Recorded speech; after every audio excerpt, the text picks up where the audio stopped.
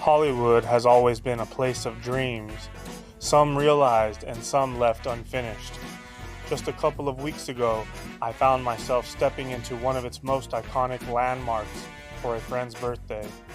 They had a suite by the pool, drinks in hand, and later we wandered down to the pool for their night swim event. Under the warm glow of string lights, the sounds of vinyl records in the distance, and an energetic imprint left on the hotel and area. It felt like time had slowed, like the hotel itself was holding its breath. I didn't know it then, but this building holds nearly a century of stories, some glamorous, some tragic, and some, if you believe the whispers, that never really ended. The Roosevelt story began in 1926, when a group of Hollywood royalty, including Mary Pickford and Louis B. Mayer, pooled their fortunes to create a hotel unlike any other. It cost $2.5 million to build, a staggering sum at the time, and opened its doors on May 15, 1927. With its Spanish Colonial revival style, coffered ceilings, and sweeping arched windows, it was a cathedral to cinema itself. From the start, it attracted stars Clark Gable, Shirley Temple, Carole Lombard, all who lounged in the grand lobby, conducted business over cocktails, and hosted the kind of parties that fueled the golden age of Hollywood gossip.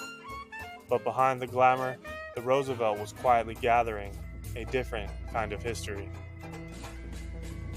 On May 16, 1929, the Blossom Ballroom hosted the very first Academy Awards. Douglas Fairbanks presided over a private banquet, handing out just 12 awards in a brisk 15 minutes. Wings took Best Picture. Today, that same ballroom is said to be one of the most active paranormal hotspots in the hotel. Guests have reported cold spots, flickering lights, and glimpses of well-dressed men in tuxedos, seen only in mirrors, never in the room itself. Imagine standing where Hollywood's greatest once gathered, only to realize some of them may have never left. Marilyn Monroe called the Roosevelt home for nearly 2 years, living in Suite 1200 during her rise to fame. She even posed for her first ever advertisement right beside the hotel's pool, a photograph that launched an icon. After her death, a full-length mirror from her suite was moved to the lobby.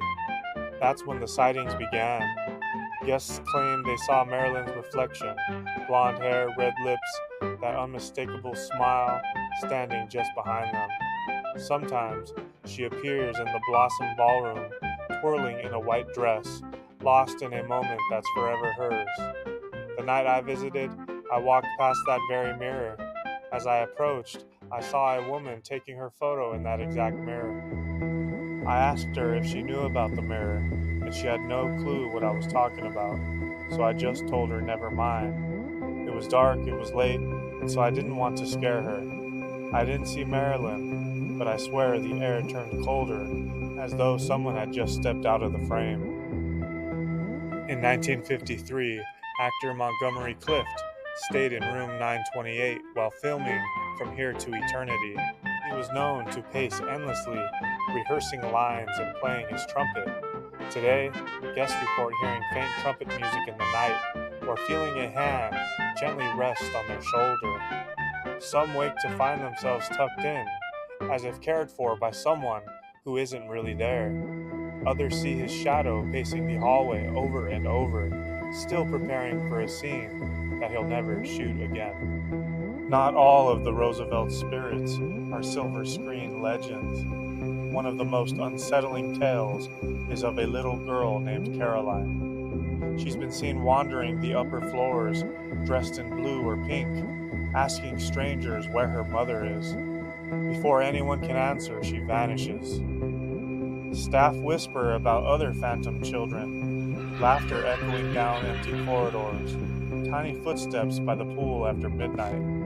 During my visit, as the party faded and the pool grew quiet, I thought I heard a child's giggle drift across the hallways, but when I looked, there was no one there. The Tropicana Pool, now famous for its $1 million David Hockney mural has its own strange stories. Security cameras have caught ripples forming in perfectly still water, or the outline of a lone swimmer when no one was in the pool. Just steps away, room 213, the Cabana Room, has been the site of flickering lights, appliances switching on by themselves, and the occasional sighting of a headless apparition. Guests check in expecting luxury, and sometimes they check out with a ghost story or two. That night, I didn't see Marilyn in the mirror or Montgomery pacing the hall. I didn't meet Caroline or watch the pool ripple with invisible swimmers, but I felt something. Maybe it was just the weight of history, nearly 100 years of love, ambition, and heartbreak echoing through the halls. Or maybe it was the quiet company of guests who simply never left. The Hollywood Roosevelt is more than a hotel. It's a time capsule. It's a stage. And for some, it's home forever.